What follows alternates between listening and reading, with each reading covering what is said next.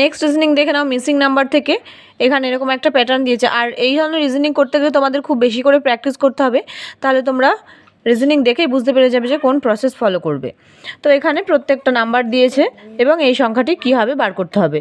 তো আমরা যদি এই প্রত্যেকটা সংখ্যার সঙ্গে প্রত্যেকটা সংখ্যার একটু রিলেশন খুঁজি, তাহলে এই অ্যান্সারটা বার করা ইজি হবে।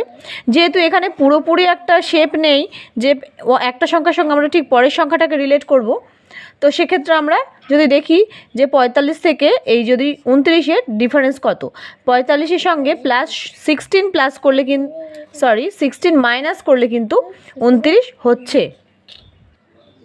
আবার এই 29 থেকে যদি আমরা 8 মাইনাস করি, 21 হচ্ছে।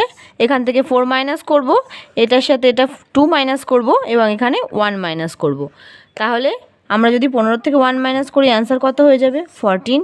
অপশান সি হয়ে যাবে রাইট আনসার।